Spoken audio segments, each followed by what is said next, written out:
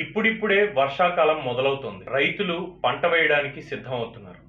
ఒకవైపు విత్తనాల కొనుగోలు, పంట ఎలా వేయాలి, ఏ పంటలు వేయాలి అన్న సమాలోచనలు ఇవన్నీ చేస్తూ ఉన్నారు.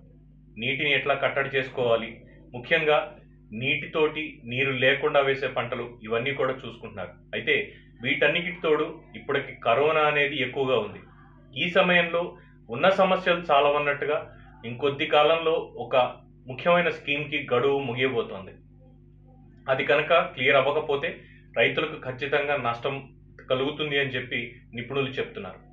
ఏం నష్టం కలుగుతుంది అన్న విషయానికి వస్తే కనుక కేంద్ర ప్రభుత్వం జారీ చేసినటువంటి కిసాన్ క్రెడిట్ కార్డులు ఏవైతే ఉన్నాయో వాటి మీద రుణాలు తీసుకున్నటువంటి రైతులు డెడ్ లైన్ లోపల రుణాలు చెల్లించలేకపోతే ఖచ్చితంగా వాళ్ళకి వడ్డీ డబల్ అవుతుంది. దాదాపుగా ఇంకో 20 రోజుల్లో అంటే ఆగస్టు 31 లోపు ఈ పాత రుణాలన్నీ చెల్లించకపోతే కనుక రుణ మొత్తానికి 4% వడ్డీ కాకుండా 7% వడ్డీ అనేది పడుతుంది. ఇది ఖచ్చితంగా రైతులకు ఒక చేదు వార్త అనే చెప్పాలి. మీకు తెలిసిన రైతులు ఎవరైనా ఉంటే ఖచ్చితంగా ఈ 31వ తారీఖు లోపల కిసాన్ క్రెడిట్ కార్డు మీద ఇచ్చినటువంటి రుణాలు ఏవైతే ఉన్నాయో వాటిని క్లియర్ చేసుకోమని చెప్పండి.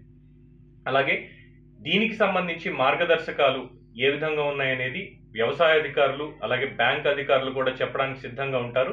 వాళ్ళని సంప్రదించి ఈ సమస్య నుంచి గట్టెక్కాలని చెప్పి రైతులకి ప్రభుత్వాలు సూచిస్తూ ఉన్నాయి. ఏది ఏమైనా ఈ కరోనా కాలంలో రైతులకు ఇటువంటి కష్టం రావడం అనేది కాస్త శోచనీయమైనటువంటి విషయం.